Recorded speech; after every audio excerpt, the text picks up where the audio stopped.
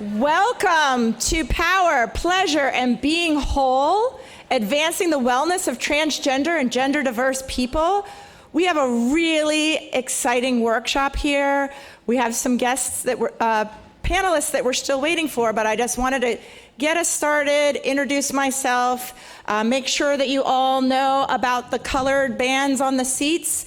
The reason we have you group yourselves with folks that are not from your own programs is so that you can learn about and with each other. That's part of interprofessional education. And then we will have you take the bands off the chairs when you leave. You can drop them in a box or we'll get the ones left behind. I am Dr. Laurel Daniels-Abrazizi. I am an associate professor in the programs in physical therapy and a member of the Interprofessional Faculty Steering Committee, and really excited to introduce this group of panelists. I will do bios right before each person speaks. In this session, we will both explore the history of the institution of transgender medicine and offer up new frameworks for conceptualizing and delivering care today. Transgender and gender diverse people face high levels of stigma and resultant psychosocial impacts, with those identifying as Black, Indigenous, and people of color experiencing these at higher levels. We dream of and demand care that is just, kind, person-centered, and affirming. And each speaker will offer a short presentation, and then the panel will introduce case studies for interprofessional team planning and discussion in our last half hour.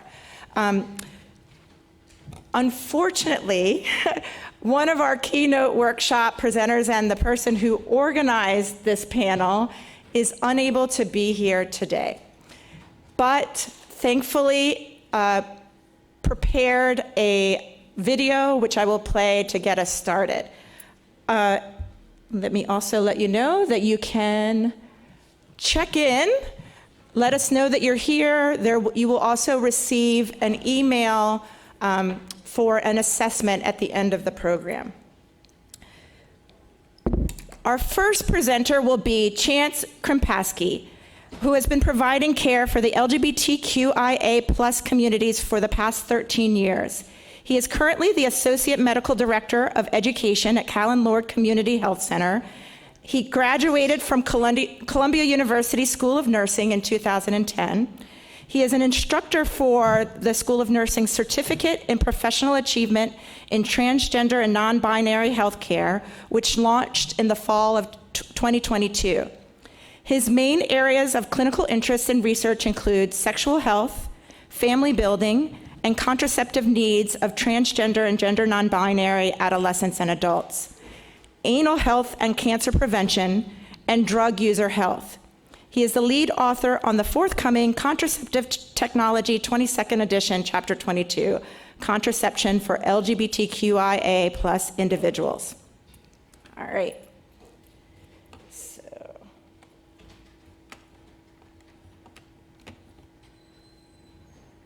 Hi everyone, welcome to today's session.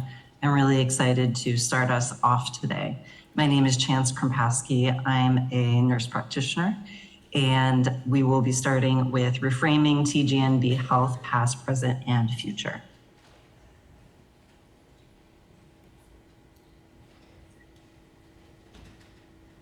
So I want to acknowledge that this brief history of TGNB health is Euro and United States centric, and also that language that I use in this presentation is some of the language of the time. And just knowing that as medical providers and people taking care of trans and non-binary people, we should be aware that language is constantly and rapidly shifting. Also want to acknowledge that trans and non-binary people have been caring for themselves and their communities around the world for centuries, since the beginning of time, in a variety of ways prior to this medicalization of trans health that we will be discussing. So I really want to talk today just for a few minutes in order to ground us in the roots of transgender medicine so that we can understand where we came from and point us to where we want to be and where we want to continue to move towards. So in 1918, Magnus Hirschfeld, a German sexologist and physician, he was one of the first known medical providers to offer his patients gender affirming care. So he was in Berlin, he founded the Institute for Sexual Science, and he had this theory of adaptation therapy. And basically he said that those seeking advice are supported, that they can live according to their nature. So according to their nature, we're talking about gender. I'm talking about folks who identify in a way that's different from the sex that they assigned at birth. Of course, this is not the language that was used at the time. So this really went against the grain of his contemporaries, who at the time really thought that queer and trans folks were sick and they needed to be cured and treated, whereas he said, no, they need to be supported and affirmed. And his institute was actually destroyed in the Nazi book burnings. Then in the mid-1900s, we started to see provision of hormone therapy and gender-affirming surgeries for both trans feminine and trans masculine people. There was the film The Danish Girl, which is a fictionalized account of Lily Elby's life. So you can check that out if you want a flavor of what it was like at the time for trans folks. She actually died as complications after an attempted uterine transplant in 1931. These days, we've just really pioneered uterine transplant in cis women. Hopefully in the future it'll be available for trans women, but many people don't know that this was actually attempted on a trans person in 1931. And Michael Dillon had phalloplasty. There's, all kinds of surgeries were happening in, 1946, 1939 in Europe. And many of basically the hormones that were used then are the same as those that are used now. However, the surgical procedures for trans patients have evolved rapidly. Then in 1966, Harry Benjamin, who is an endocrinologist and sexologist, published The Transsexual Phenomenon. Overall, this work was hugely influential in terms of trans visibility in the medical field and did set the stage for trans studies in the current day. However, also highly criticized. This book perpetuated, really put forth many harmful stereotypes that are still perpetuated by the medical community. He really conflated gender with sexuality. He's the one who kind of started this narrative that all trans people are born in the wrong body and they need to really fit that story. He relied on the ideas of passing and other cisnormative stereotypes. People had to succeed as a certain gender that they identified as. And he really, constructed this idea of gender success, that there was, a way to be a particular gender. And he really only talked about and, acknowledged people assigned male at birth, so trans feminine people, didn't even talk about trans masculine people, forget about non-binary folks. And then, he came up with these clinical criteria that really defined transness and became the blueprint for even the way that we practice today, with gender dysphoria still being kind of one of the foundational ideas or criteria that people are held up against when they're seeking gender affirming services. I highlighted this part, this phrase in The Transsexual Phenomenon, just because I think it's really interesting the way that clinicians were valorized. What I highlighted says, the scientists and surgeons at Johns Hopkins Hospital who are responsible for this innovation and progress cannot be commended too highly for their courage, their vision, and their devotion. So there's all this valorization of the clinicians who are providing this care. And I think that kind of highlights the paternalistic model that, trans health came out of. Then in 1969, we had the Stonewall riots in Greenwich Village. On the right, you can see Marsha P. Johnson. She was an incredible activist and model, performer. She was one of the co-founders of the Gay Liberation Front and the Street Transvestite Action Revolutionaries STAR. She was incredible. She was there at the riots. And then also the Harry Benjamin International Gender Dysphoria Association was founded, so all in 1969. In 1979, the first version of the standards of care was published. 1980, gender identity disorder was added to the DSM-3. 93, we started seeing laws that prohibit discrimination against trans people in the US. 2004, Gender Recognition Act became law so that people could change their sex, do gender marker changes, and have it recognized for marriage and identity documents. Then 2013, gender dysphoria replaced gender identity disorder in the DSM-5. So this is a whole talk in and of itself, but I'm sure folks are familiar with this idea of the pathologization of transness and the move away from this pathologization. 2014, Medicaid began covering gender affirming surgery.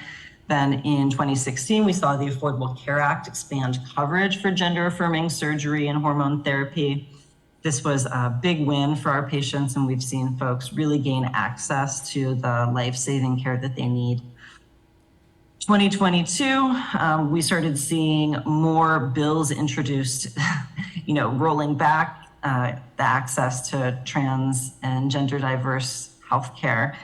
And the same year, actually in November, the WPATH Standards of Care version 8 were published. So the Harry Benjamin Institute was renamed as WPATH in the mid-2000s. And so we're now on the Standards of Care 8. And we all know this moment that we're in currently, this political moment of hundreds of anti-trans bills that are active, have passed. You can learn more at translegislation.com.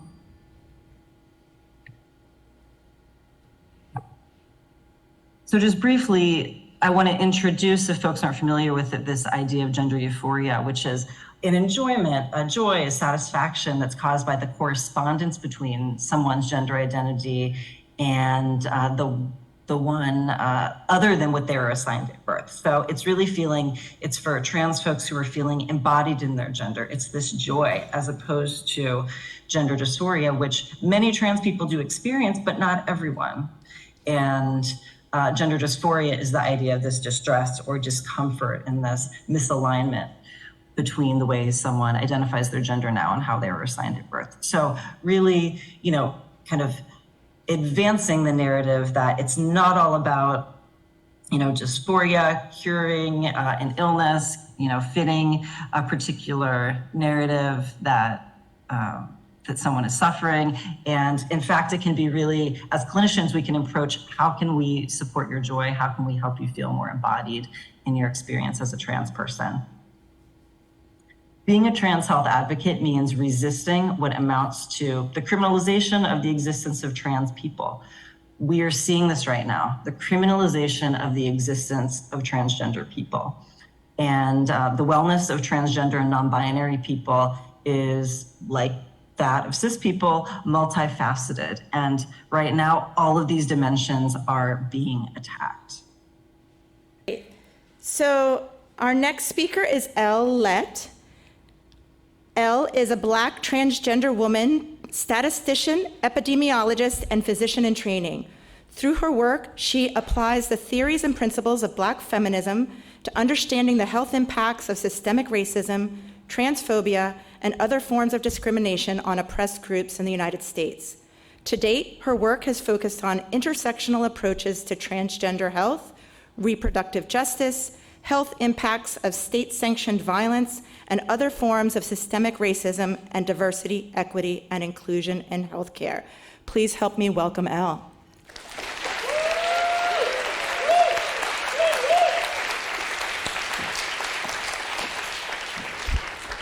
Thank you all for being here with me today. Hold on, I'm not gonna be like that the whole time. Can you hear me? Yeah. All right, so let's talk about intersectional transgender population health and policy challenges. I think one thing we have to start with is that the sort of underappreciated way that not being counted can lead to health inequities. And so this figure is a bit outdated because it identifies the states with anti-trans legislation, and as Chan's pointed out, that has now reached 47 states that would have bills under consideration. And so what I want to express to you here is that the negative politicization of transness directly impacts how we are represented in data. And so this question is the question that is used to identify gender and sex in the census, and there's no way to identify people who are trans. The census is a massive political tool that decides how we allocate resources. So by making us invisible, it disadvantages us from all types of allocations and ways of having political power. And as a public health scientist, I have been able to observe where these sort of data limitations continue to come up, and the bread and butter of epidemiologists are surveys, and most surveys do not represent trans people.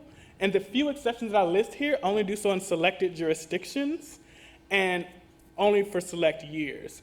And so one of the criticisms that there's always this unequal sort of expectation of evidence for trans and anti-trans movement, and we are prohibited to generate the highest quality evidence because of unfounded policy choices like not including us in data.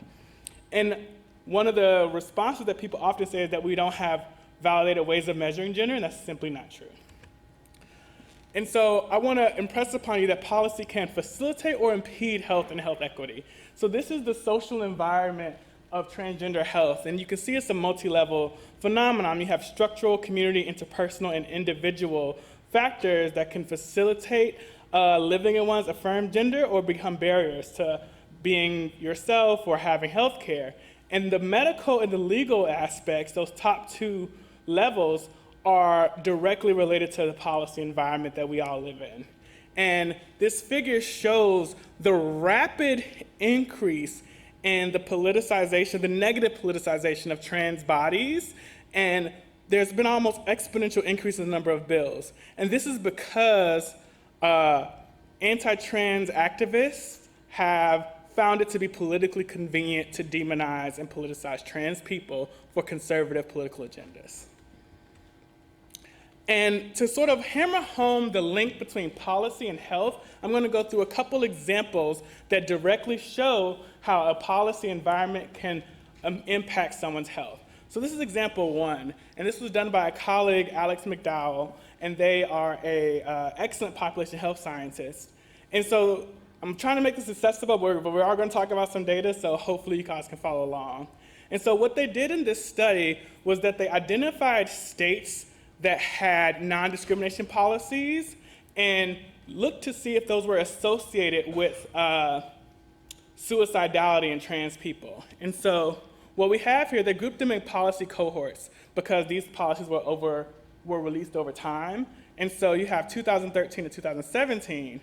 And as you see, this is the association between suicidality and having non-discrimination policies.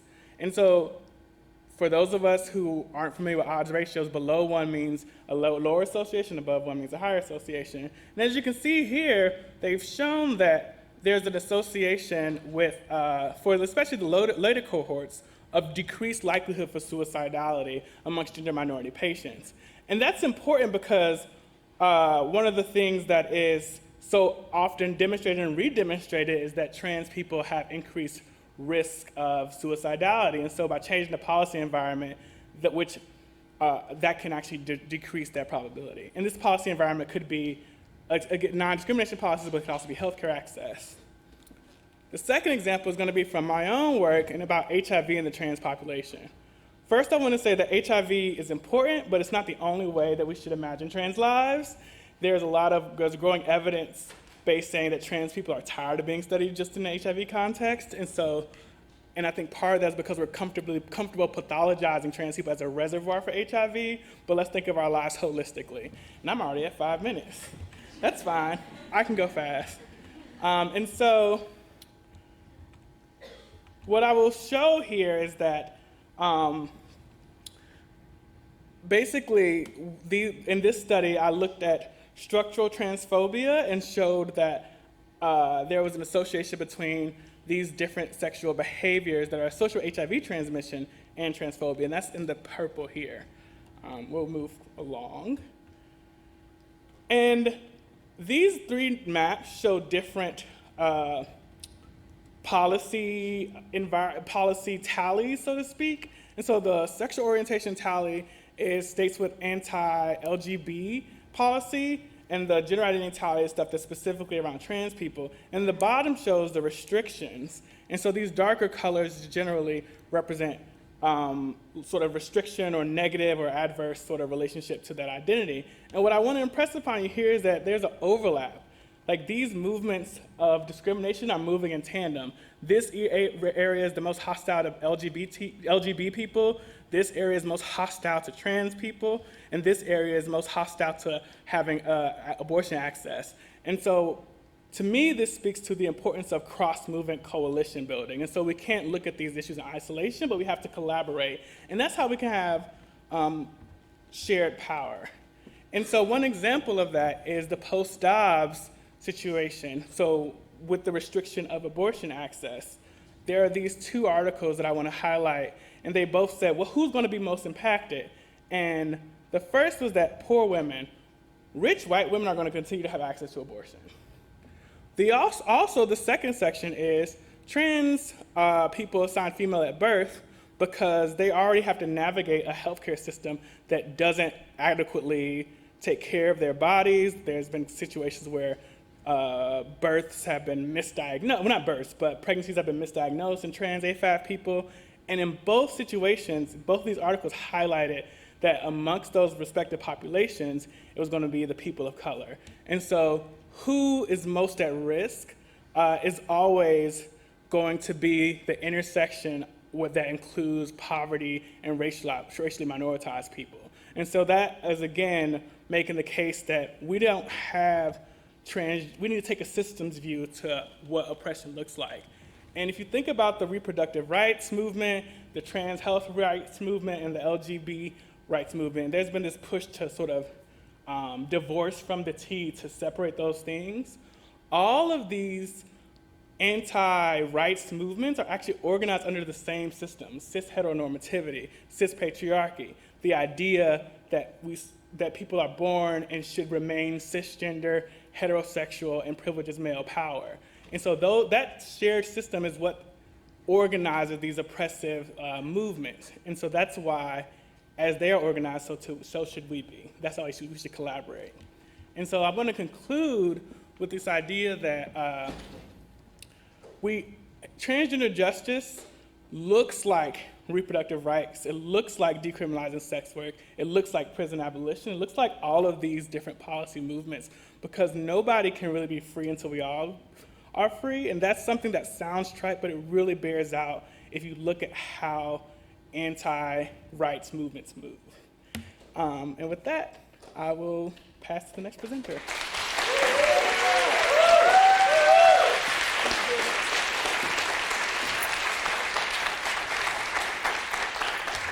It's become very clear to me that you're going to get a taste and you're going to want more, because we don't have enough time to go as deep as we would love to. Here we go. That was fab. Here we go.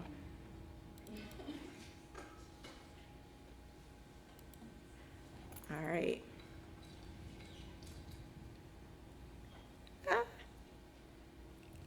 Our next speaker is Julian Cabezas, using pronouns he, they. Julian is a queer, trans, mixed race, Latina, and soon-to-be parent. Julian loves building connections and compassion. Julian is the founder of Cabezas Therapy, is a supervisor at Wise Therapy, and field instructor for graduate social work students at Columbia University and Hunter College. They try to keep an open mind and heart in all relationships inside and outside of the therapy space. Please join me in welcoming Julian.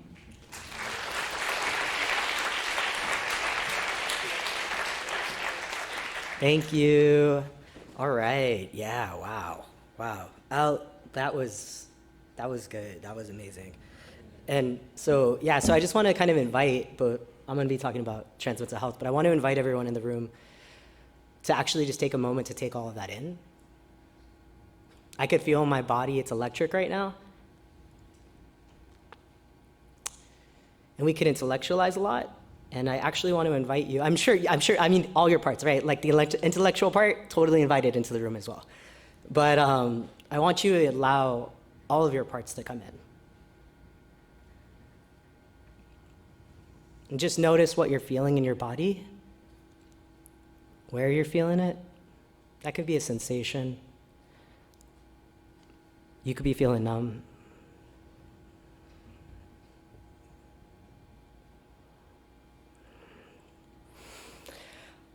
And if you want, maybe we can all just kind of take a collective breath.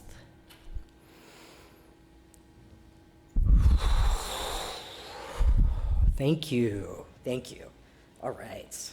Okay. And with that, all right. So I saw this quote and I thought it was really cool and it made me happy and I like metaphors. And so it's kind of talking about people and mental health. It's a lighthouse shines through the darkness, turmoil, and confusion of the storm. It never insists that you follow it, but when you do, when you eventually feel ready to trust that light, you can finally reach a safe enough harbor. And I think that this speaks to probably a lot of the reasons that y'all are in the room, right? Like, you probably want to be something like that. Not too much of a savior complex, you know? I feel like I have a little part of that too sometimes.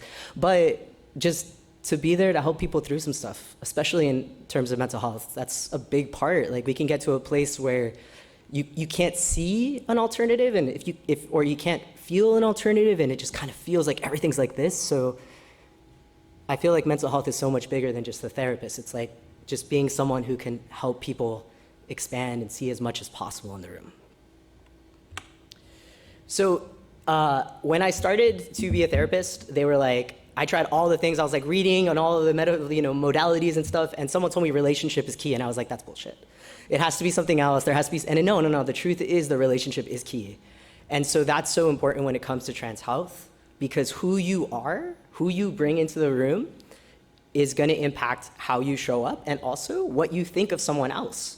So thinking of everything that, Elle was saying in her presentation, how does that impact you individually? And I also want to speak because I feel like I have no idea what the genders in this room are, and so how it impacts you and how it impacts other people. And maybe also how you wrestle with that. Do you wrestle with that by pushing away those feelings? Like, I don't feel that. I never feel those things. Do you invite them in? Do you lash out? Whatever. And do you have a space? Like, I think the other thing is, do you have a space where you can process some of that in a way for yourself, so that we don't throw that on to potentially, trans clients who's coming in, or the way that you think about gender. I think about myself. I'm trans.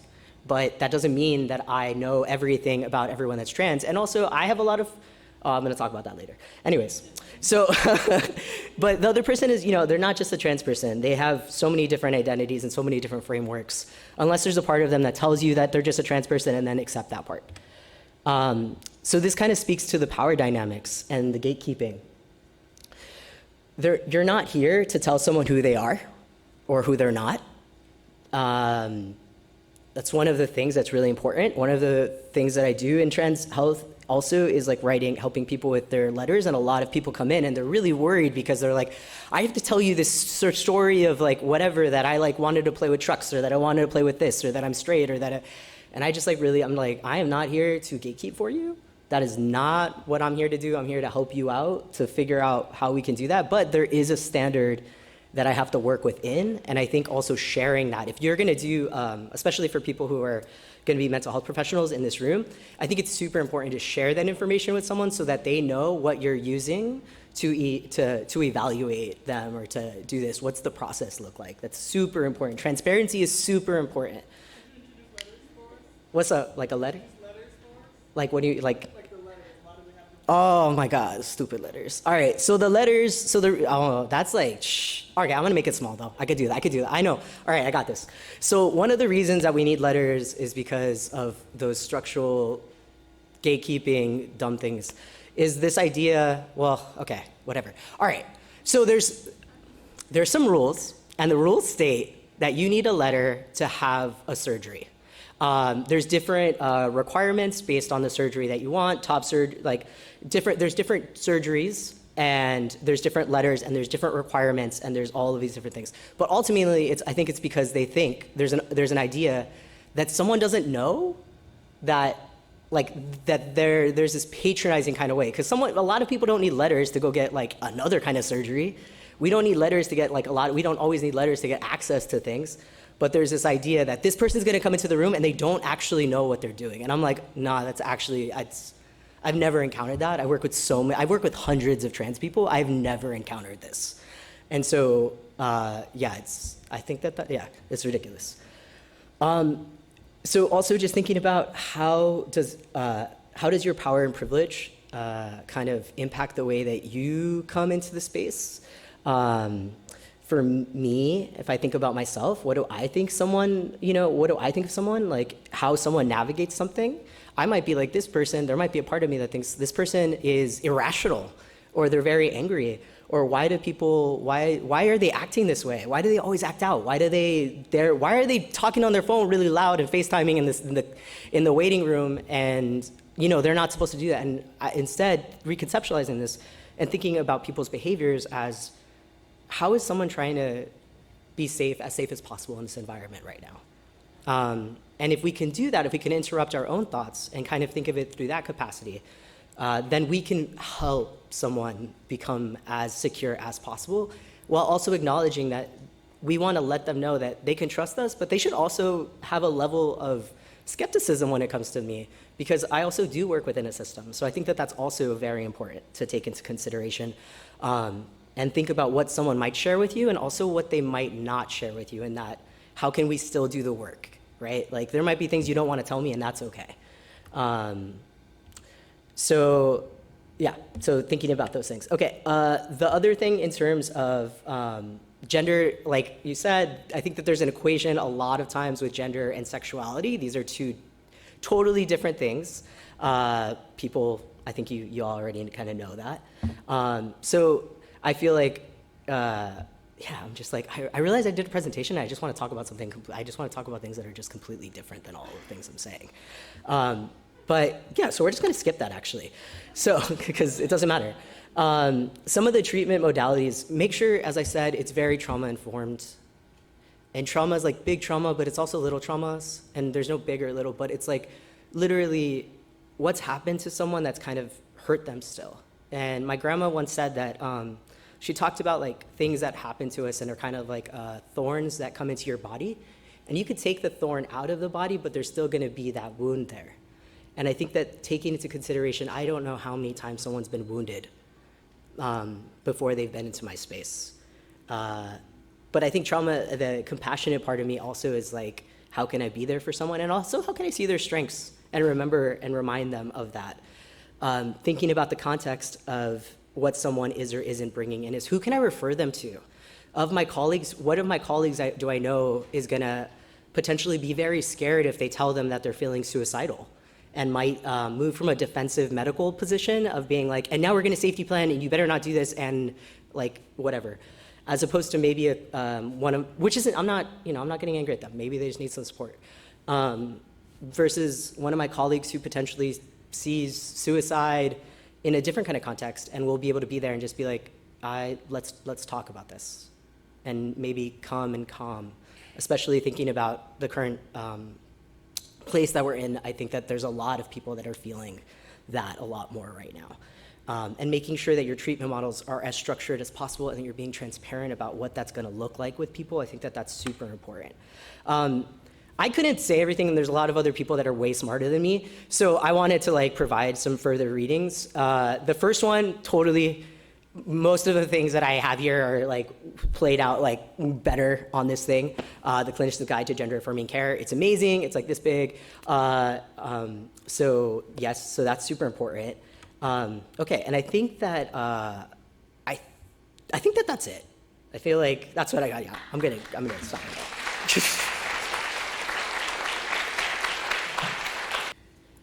So our next guest is Cecilia Gentili. I'm not sure, did I pronounce that correct? Perfectly. Okay, great. Cecilia is an advocate, organizer, and storyteller working at the intersections of sex work, immigration rights, incarceration issues, and trans liberation. Originally from Argentina, Cecilia came to the United States and survived for 10 years as an undocumented immigrant, gaining a living through sex work. She has years of experience working in direct services with organizations like the LGBT Center and APICHA, is that correct? APICHA Community Health Center, which led her moving into policy work, becoming the director of policy at GMHC before creating Trans Equity Consulting to advocate directly for better policy for trans people at the local, state, and federal level. Cecilia is also a founding member of DECREAM, New York, a coalition working towards the decriminalization, decarceration and destigmatization of people in the sex trade. Cecilia recently published her epistolary memoir, and Letters to Everyone in My Hometown Who Isn't My Rapist, and has also performed in the hit FX show Posse, in her one-woman show The Knife Cuts Both Ways, and in countless storytelling events across the country. And we only have 10 minutes, right? So here we go. Thank you. Help me in welcoming Cecilia. You did great. Hi, everybody. Thank you for having me. So today we're going to talk about sex work a little bit. Let me see how I move this. I hope. Yes, like this. Yes. Who are sex workers? Sex workers can be anyone, right? I don't know if in this room is not a sex worker here. This school is fucking expensive, so I don't blame you if you do what you got to do to pay it, So in the industries, like we can say that some of the industries are escorting, so people who see clients, right? Street-based, people who also see clients, but they do it in the street. Venue-based, people who work in strip clubs, right? Porn, people who work in doing porn. Stripping, modeling, sugar baby, my favorite. And camming and phone. A lot of people do a lot of camming and a lot of phone. All of this is sex work, right? Some of this sex work is legal, right? If you do it in front of a camera and you pay taxes, yay, you can do it, right? But if you do it in the corner, you are a criminal, right? And you can go to jail for it, right? So it's very hypocritical, how do you say that? Hypocritical of the government. Shocking. And it's a lot of sex workers in the world. It's an estimate that between 40 and 42 million sex workers are in the world. And approximately 8 of these 40 to 42 million are men or people who identify as masculine beings, right? Again, what are sex workers like? Anybody. Anybody can be a sex worker. The same person that touched the avocado before you in the supermarket may be a sex worker, and you're gonna survive. It's gonna be okay. So why do people do sex work? For example, in my case, I started doing sex work because I wanted to transition. I couldn't buy boobs working at McDonald's, so I was like, I want them fast. I'm not gonna wait 10 years, so I started doing sex work. That was a good way to make money fast, right?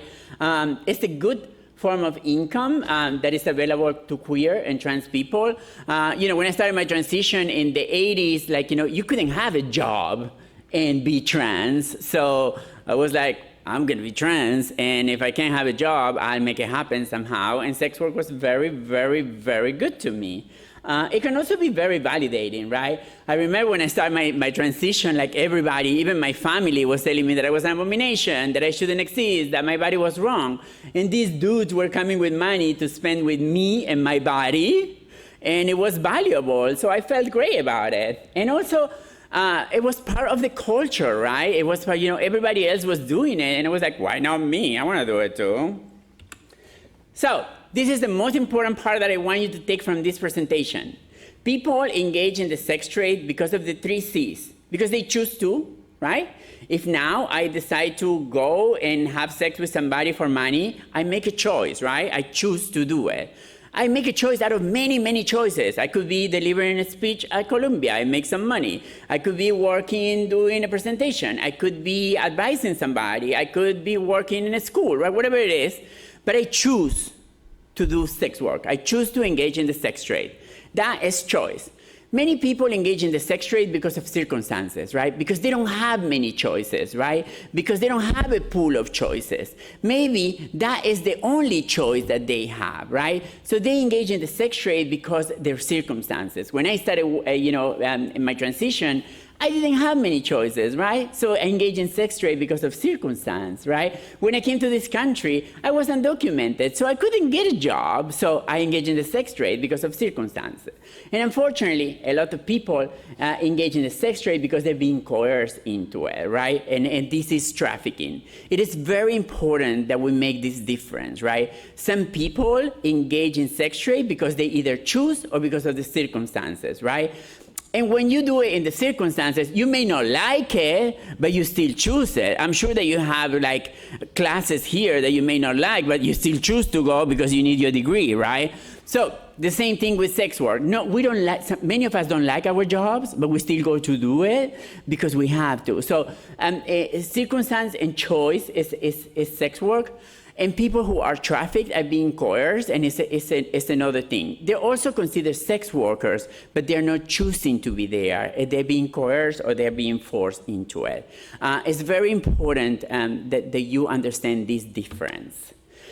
So, when it comes to sex workers and healthcare providers, we always like to talk about like what does it mean to be a sex worker friendly, right? One of the most important things for me is using language that communicates respect, right? It's very, sometimes when I disclosed before that I was a sex worker, doctors were kind of like, or medical providers were kind of like, oh, let me be cool, right? What's up, ho? And I'm like, no, it still have to be, it is to be a level of respect here. Thank you for the coolness, but no thank you. So, do not use patients as your personal Google, right? Especially with mental health providers. Every time I disclosed that I was a sex worker, I ended up talking to them about my experience, not because I wanted to talk about my experience. I wanted to talk about my mom, who was terrible. A terrible mom, a great person, but terrible mom. But I didn't want to talk about my experience in sex work. I wanted to talk about other things, right? So, you shouldn't use sex workers as your personal Google. Do research and find out whatever you want to, whatever your curiosity brings you, find it somehow else. And remain non-defensive, right, and non-judgmental. So, one of the most important things that I'm going to ask you to do is to take responsibility for your bias, right? We consistently are around messaging, right, that sex workers are dangerous, that sex workers are in precarious situations, that sex workers are manipulative, right? They're going to come here because they want painkillers, right? And maybe they are in pain. If they are in pain and you need to give them painkillers, give them the fucking painkillers. Yes, I'll take an applause for that. Yeah.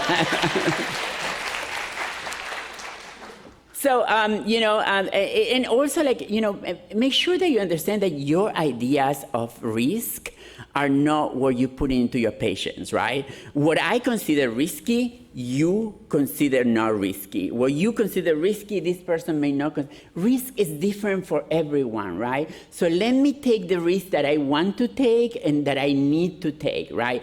My idea of risk has nothing to do with your idea of risk, right? It's very, very important. And, ask yourself questions like, how am I responding verbally or through my body? How am I telling this person that I'm cool, that I respect what they do, and that I'm also here to support them in their health, right? So, and also, again, I'm going to go back even to medication, right? People need medication, and we are not here to be judges, right? We're here to support them. Client center, always make sure that you put your clients at the center of everything. They know who they are. They know who their reality, what their realities are. They know what they need, right? And you're not here to change that. You're here to support it and see how you help them through it. No shame. Is no space for shame as a provider, right? You are not here to get them out of that profession. You know, you are not here to support them because they're victims, right? You are here to support them as a medical provider, right? Again. Find a balance in between professionalism and being cool and friendly. I believe you all can do it, right? And again, when somebody's a sex worker, they don't need just sexual health, right? We get the flu, and it's not a sexual worker flu. It's the flu. It's the same one. It's not a cis flu and a trans flu, and it's not like a Dunkin' Donuts flu and a sex worker flu. You know, people of all professions get the flu, right? And it's the same one, I promise you. So, you know, I hate when I used to go to see medical providers, and it was all about like sexual health, and it was all about PrEP. Yeah, thank you. Thank you for the PrEP talk. I'll consider it or not, and I want to fix this, I don't know, finger that I broke, right, while doing something that was not sexual.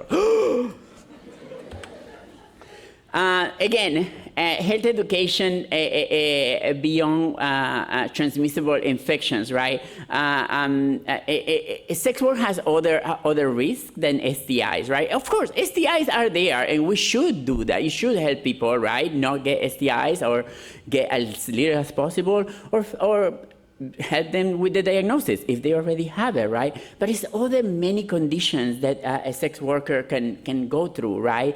If you are a pole dancer, right? What about your knees? What about your ankles, right? What's up with your elbows, right? How is the structure of your body doing? If you work in camming, how is your mental health being in front of a camera all day long? How are you doing with that, right? And UTIs, yeast infections are very common. And also, as I said before, chronic pain. Chronic pain can be something that can happen, and you will have to treat it, right? You will have to treat it. Some considerations: don't gossip. Don't gossip. You don't need to tell that you just saw a sex worker to anybody. It's fine, right? You'll be fine. You can keep that secret for yourself. Be discreet with documentation. Always tell your patients who come out as sex workers what you're gonna put in the documentation, because most of the times I want to tell you that I'm a sex worker, but I don't want you to put it in the documents, because in my case, for example, I wasn't documented. Some of my documents were subpoenaed by the courts, so I didn't want them to know that I was a sex worker. They learn anyways, but whatever. And always use accessible language. I'm talking too fast. I have such a strong accent. Too much coffee. Too much coffee. Sex workers and harm reduction. Some of us use drugs, right? And the harm reduction movement has always been focused mostly in heterosexual white heroin users, right? But we have to understand that everybody uses drugs nowadays. And sex workers, sometimes we do. I don't want to put this as a like stigmatizing thing, like, oh, sex workers use drugs, but many of us do. Now, why? Because we love it, because we enjoy it, because we like getting high. I do. Some of us use drugs to stay awake, right? If you have to pay rent tomorrow and you don't have all your rent, and you know that if you work all night, you may put it off and make all that money, and a bumble Coke is right there and it's accessible to you, and you need to stay awake, okay, sis, you do what you have to do. Another thing that I have done many drugs for, because clients that are getting high want you to be as high as they are, right? So if you need the money, even if you don't really want to engage in drug use, and the client is like, the only way that I'm gonna stay if you do this bump of Coke, you're like, okay, how many? Some people do it because they enjoy sex differently. Drugs bring some specifics in terms of sex. And some people do it because they're part of the environment, right? Because everybody else is doing it around them. Again, I'm going to go to risk. Risk is subjective. We all have different ideas of risk. And, you know, some of you may have thought years ago that living in New York City was too risky, right? And look at you today. You live in New York City, right?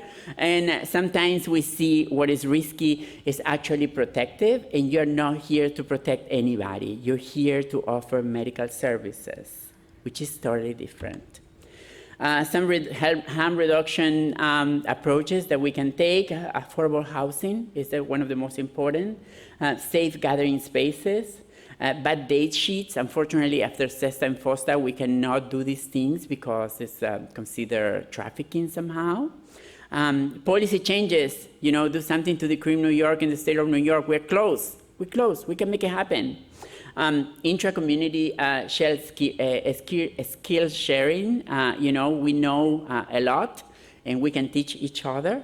And of course, safe sex and safe drug use, hygiene supplies. And that is all. I made it through it.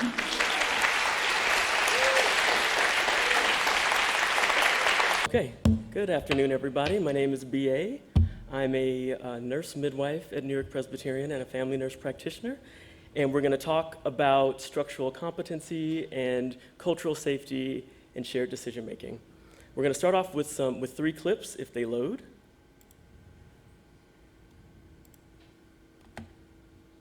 They don't load, and I prepared for this, so we're going to go to the next thing. Nope. Oh, they do? Oh yeah, sure, go ahead. We tried it out. Yeah. So just go back to the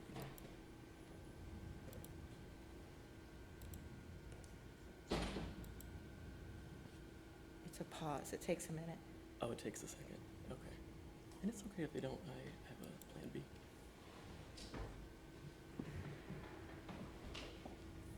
You may go to Plan B. I'll go to Plan B. I apologize. Okay. They all played at 1:30. Okay. All right. So those 3 clips were going to be just introductions to empathizing with people and paying special attention to what their physiologic state was and what your physiologic state was in response to seeing them in that state. The first clip had to do with a queer couple sharing about their extended family members who they have a polyamorous connection and telepathic connection with. In the second clip, it was from the movie Marriage Story, and it had a divorced couple in a very heated exchange. And then the last clip was from 12 Years a Slave and showed the character Patsy and her reaction to Solomon Northup being taken away and her not having any agency to do anything about it or to go with him, and she collapsed. And those 3 states actually correspond to some neural pathways that all mammals, including human beings, actually have. The first one here being the parasympathetic neural circuit being dominant and allowing us to stay safe and engaged and playful. The second one, of course, we're all familiar with fight or flight, as we can see this jackal trying to scare away this vulture who's trying to steal its meal. And then the collapse of, so this is a possum playing possum. What is actually happening is a vasovagal reaction, and in humans, when this happens, it's called vasovagal syncope. And then there's a fourth one, which is the fawn response, which we'll, if we have time, we'll get to in a moment. What brings us all here today? So, in addition to everyone here being extraordinary, because you all are, we're all in the so-called helping professions. And I would invite us to think about what that actually means by reading this brief quote. Service is not the same as helping. Helping is based on inequality. It's not a relationship between equals. It's a one-up, one-down relationship, and people feel this inequality. However, in service, we draw from all our experiences. Our wounds serve, our limitations serve, even our darkness serves. The wholeness in us serves the wholeness in the other, and the wholeness in life. A server has that willingness to be used in the service of something greater. And that's from Dr. Rahman. She's a professor emeritus at UCSF and at Wright State. And we need to think about what it is we're doing when we say we're in service to a group of people. Barbara Major made this, I thought, really profound statement. No one has a right to work with poor people unless they have a real analysis of why people are poor. And poor here can be substituted with injured, wounded, oppressed, or any other reason people are here seeking our healthcare services. So in thinking about that analysis, we have to use some theoretical models. You all may be familiar with the socio-ecological model of health, which puts the individual at the center and their relationships to themselves and others, so interpersonal, and then the social constructs around those interpersonal relationships, and the communities and the organizations that inform who has access to individuals and to each other and to resources in the community, and then policies and culture. There's a sixth concentric circle here missing, which I would call the ecological perspective that we all are a part of as being earthlings. We could also use this perspective from what a physician named Rupa Myra at UCSF calls deep medicine, which is highly influenced by structural violence analysis and post-colonialism. And it applies to everyone who has been colonized. And at this point, that's the entire planet, even people who have historically are descendants of people who were the colonizers. And we need to think about that, because we're not going to actually find any, we're going to be hard pressed to find anyone who is not in some way marginalized relative to everyone else. This is just an example of how we would go about thinking about clinical problems. In the traditional model, people show up to our door and we say, oh, what are your presenting symptoms? Or what is your chief complaint? And that's that. But what we are challenged to do is not just think about the downstream effect of why that person is here with us right now, but what happened to them before that led to this in the first place. And these are just some examples of the interconnected systems that actually lead to health outcomes. And patients really do have to take a risk in coming to us. Patient comes from the Latin, which means to endure or to suffer or to bear, and patients are risking something by choosing to have encounters with a health system that has been historically violent. And we need to think about our critical consciousness in relation to who we are in showing up to people, because we don't see the world as it actually is. We see it as our worldview allows us to see it, and as informed by our physiologic state. And this does matter because we know that how we are race, class, gendered, et cetera, and our physical reaction to those social categories shows up and is harmful. These are just some examples from recent literature that shows that. Like, this one was most alarming to me, is that when women are cared for by cardiologists who are women, they have a higher likelihood of surviving and better health outcomes, which is very disturbing. And so what does this all come back to is how we actually interpret the sensory world. And that includes the senses in our body. This is a map of the ventral view of the ventral perspective of the human brain, and it roughly corresponds to this triangle. What we're most interested in is the brainstem area. The brainstem is what allows us to regulate our physiologic responses to the environment and to our inner self, or interoception. It also is activated in this process called neuroception, which is the subconscious or unconscious way that we evaluate risk and safety. Physiologic safety is physically a felt sense, and it's derived from our interpretation of internal bodily feelings that are being carried via bidirectional neural pathways between visceral organs and the brain, primarily through the autonomic nervous system. This is just a schematic of the autonomic nervous system. The sympathetic nervous system is involved in that fight or flight reaction, and it's on this side. Pupils dilate, the larynx and the trachea are involved. It tells us how our tone of voice will be. And on the other side, we have the vagus system, which is actually in two central parts. The subdiaphragmatic vagus, which is everything down below, and also parts of the heart, and then the supradiaphragmatic vagus, which is the organs above the diaphragm. This is the flow of the arousal states that we can get into and out of. Our baseline state, it is theorized, is low arousal, so in the parasympathetic, specifically the supradiaphragmatic, and that allows us to socially engage. When we get activated, which isn't always a bad thing because it is required for like sexual intercourse and dancing and play, the sympathetic excitation does happen, and that mobilizes the fight or flight. And then there's the freeze response, which is actually another part of the parasympathetic nervous system, specifically the subdiaphragmatic portion that gets recruited. And that is involved in things like vasovagal reactions, as we would have seen when Patsy collapsed in that segment. This is an even more detailed version of that, which I didn't want to throw on you and activate you and excite your sympathetic nervous system, but you all will have access to these slides and you'll be able to review it. So what can we do to co-create safety in our patients? These are some of the skills that we can develop on our own, because when we are safe and we feel calm and ready to socially engage and not just present as if we're exhausted and people are wasting our time, people will pick up on that, even if we're not aware that we're putting out those cues. This all feeds into this idea of cultural safety, because cultural safety relies on physiologic safety, which then informs our interpretations of our emotions and then our behaviors. This is just a review of some other ways that we had thought about it and been teaching about it in the health professions in the past, specifically around cultural competency and cultural sensitivity, which is fine, but also inadequate, because it doesn't actually do anything to tell us about our positionality, and it doesn't allow us to transfer our power to the patients, because there is a power differential whether we want to admit it or not, and when we don't admit it, we end up harming people.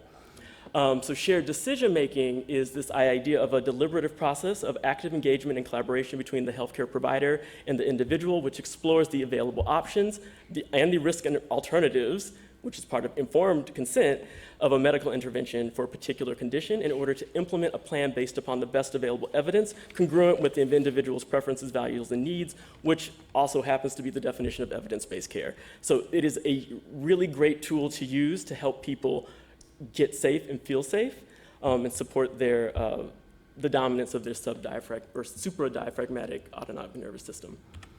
So when we think about folks who have multiple layers of barriers to feeling safe, so for example, if you, even to get to a healthcare provider, you have to encounter stereotypes, prejudice, discrimination, the health effects on that. Imagine the allostatic load that someone actually carries when they have that. That's just a lot. And it's gonna lead to things like group differentiated vulnerability to premature death. And that is something we need to be aware of with our structural lens. So what can we do in response to a patient who is feeling unsafe, as evidenced by a defensive reaction either in their behavior or their physiology? Well, one, we need to comprehend what is happening on our own so we're not activated in return. And two, allow space for that. It doesn't have to be an actual therapeutic moment unless you are one of the social work people here, but you can use that moment to actually allow someone to be who they are and be embodied in that. And then find out what that person's priorities are and what they would need to feel safe. So far we have discussed these few things, and I want to leave you with this quote. Our hearts and brains are designed to resonate within harmonious relationships. The opposite, fear and anxiety, separation, alienation, and hate, induces stress and distress. Distress causes a cascade of illness-related changes within our very cells and our physical bodies and within our body politic. So even if you cannot, and you really can't fix anyone's life, even the surgeons and aspiring surgeons among you, you can at least support someone's idea of physiologic safety. And that itself is a treatment intervention. That's it.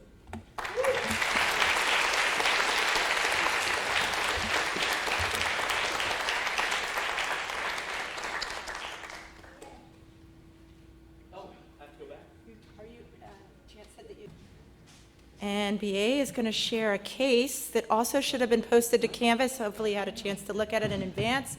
But they'll walk you through it, and you'll get a chance to talk about it in your interprofessional groups in the room. Okay, so this is the background for the case that we came up with. A trans-identified sex worker with overlapping experiences of stigma, discrimination, and criminalization that contribute to elevated health risk. Sex workers who are trans are 25 times more likely to be living with HIV than the general population and are at elevated risk for other STIs due to being forced to work in unsafe conditions by laws criminalizing sex work.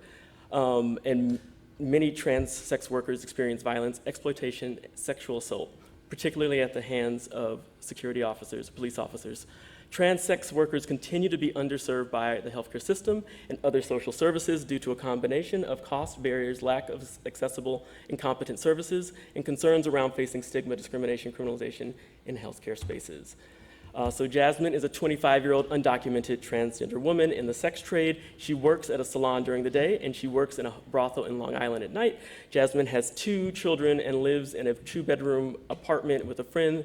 Through her 2 jobs, she is able to make ends meet to support her mother back in Brazil, and she has a little to store away at the end of the month.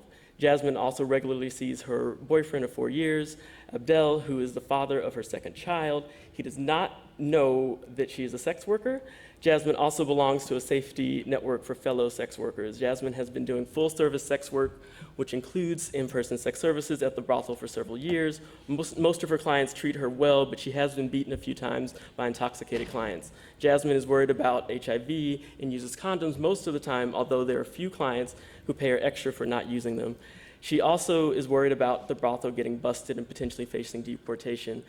Through her safety network, Jasmine recently met an outreach worker for a community health center in her area and came into the clinic to get her COVID-19 vaccine. During her visit, she discussed some of her health concerns with a case manager, but did not disclose that she is a sex worker. Jasmine is encouraged to return to the clinic to receive a full STI screening and a test for HIV. Okay.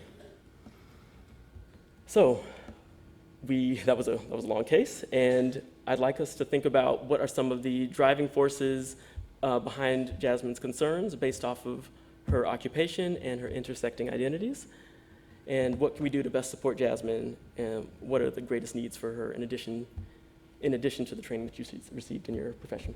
Does anybody want to start?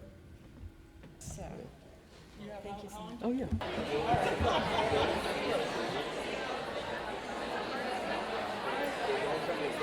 All right, everyone, if we could just come back together as a group.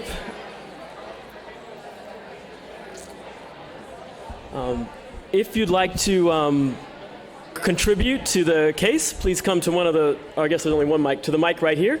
Well, does anyone want any volunteers? No? Okay, that's brave. So we don't have any volunteers right now, so we can go ahead and start the analysis if we want. Oh, where? Oh, up there. Okay, so you can just shout it. That's fine. Yes, upstairs. Yeah. Oh, okay. Yeah. Hello? Can y'all hear me? Yep. Okay. Hi, my name is Ella. My pronouns are they, she, and I'm a part of the Institute of Human Nutrition master's track. And so we were talking about how, as a nutritionist, I'm kind of worried about what she's eating, how she's having access to food. Since she's undocumented, she doesn't have access to like SNAP and things like that. So what are any other ways we can help her get access to healthy foods, fulfilling foods, and foods that she likes and prefers? Thank you. And yeah, that was my main focus, answering question 2. Great, thank you. I really like that. I'm going to respond to that in a second, but one thing I want to just impress upon the audience is that Cecilia is a legend in the trans community, like someone who has been organizing for so long and has been leading. Like, I am starstruck in her presence, so I just want to impress upon you, as people who aren't necessarily a part of the trans community, or who are, that like this is like a privilege for even me as somebody here who's presenting. And with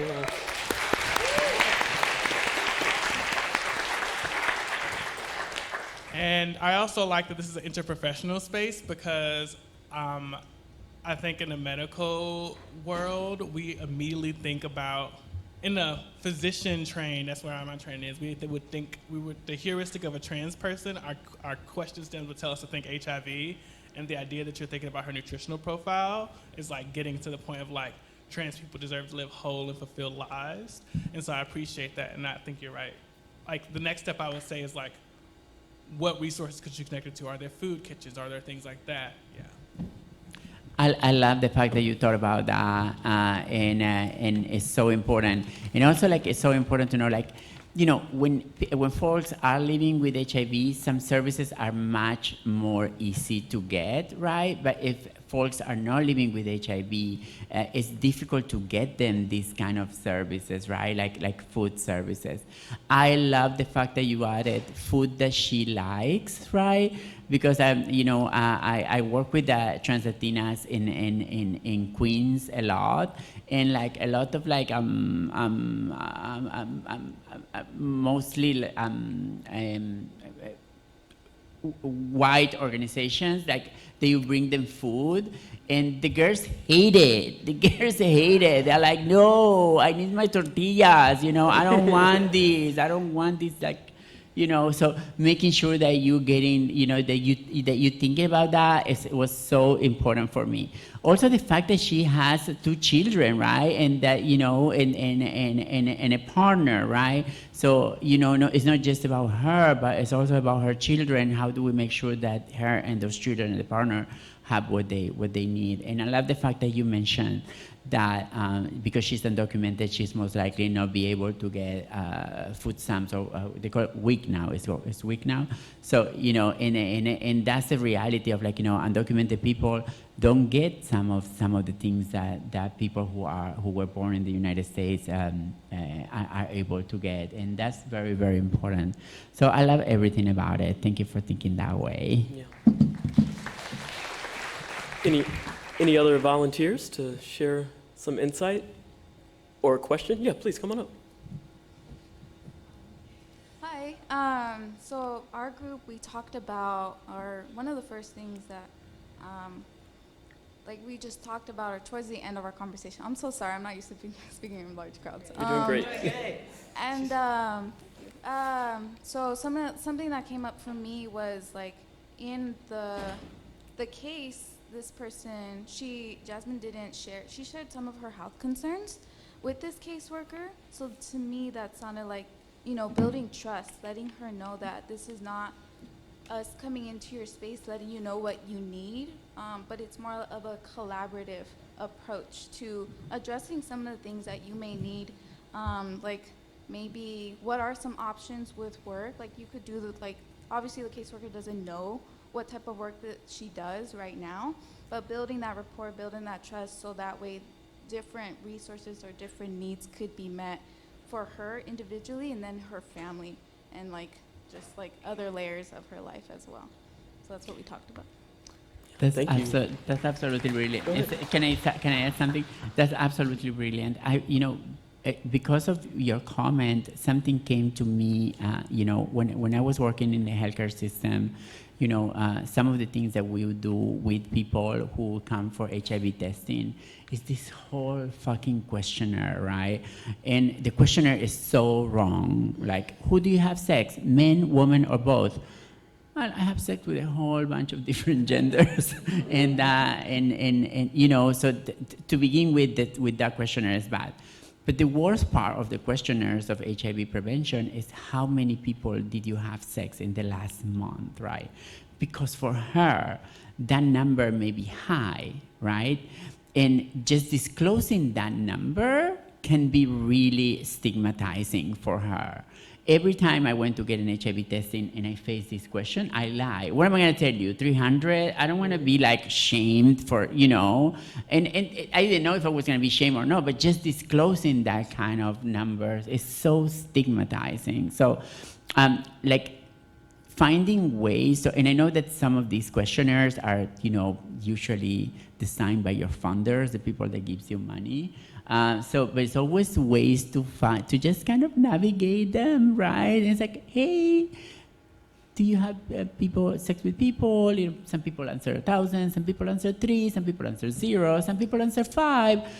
What's your number, right? And you normalize that some people say 1,000, and that's okay, right? So find ways to navigate these questionnaires is really, really important, and you build rapport for her for the next time, or the next time, or the next time to tell you, hey, I engage in the sex trade.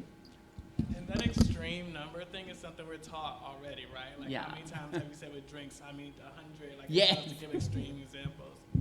And the other thing that I'll add, tagged on to what you said, was like, she's a single, well, not a single mom, but she has 2 children, she's busy, like, I would be like, that's a lot you're dealing with. How are you feeling? Like, how is it handling all that? And that could open up the door to talking about mental and even spiritual health. I'm not a spiritual person, but like, that's an important part of a lot of people's lives, and like, that's also how they might access mental health too. Yeah, and yes. And then also, I think your ability to kind of document kind of, or take into consideration how you're using maybe a strength-based approach that actually then creates an alliance and then allows for someone to come more often. Your funders are going to care about that. So like, I think that's the other part, and just the reality is that works better. And so then giving the feedback of the way that this question is framed is going to provide, how is this question going to get us to what we need? Or how is this question going to get the client, right, what they need? And then also thinking about the resources as a strength can be really helpful to figure out like, well, what are you already doing? Because people are already connected to a lot, and then that could help you out, where you could even create groups where like people can come together. Like I think, so thinking of the resource, there's so much there. So I love that. Like resource building is amazing, I think. Yeah. Can I add something? And I just encourage you all, without putting your jobs at risk, but stand up to your funders and are like, hey, the shit that you asked me to do, it's not gonna work for my clients, right? So this questionnaire doesn't really help, right? Or like you want me to hire a peer navigator and you ask for the peer navigator to have a bachelor's degree, that's not gonna happen. I wanna hire somebody from the community. I'm gonna hire somebody who knows. And they don't have bachelor's degree, and that's fine. They can do the job. So I encourage you to like, always keep your money, don't put your money at risk, but somehow stand up to your funders, because it's a paternalistic thing from funders that they know better, and you know better, and your clients and patients know better. And I'm sorry I keep adding, but I mean, I'm with Cecilia, which y'all can expect. But capitalism and prestige are the name of the game in academia in these places. And so I have had to do stuff like that, and I always couch it in what they can benefit from. We should pilot a peer health exchange that are actually true peers as opposed to bachelor's degrees, and we can write a paper and get it published, and that'll be good. And then, we can even say, and we show that it's more efficacious, so we save the health system money. Like that, health equity often, unfortunately, has to be retrofitted into systems of capitalism. And so, like, don't even go in at the first pass saying you have to fight them. Try to convince them that you are actually helping them by doing these things in a better way.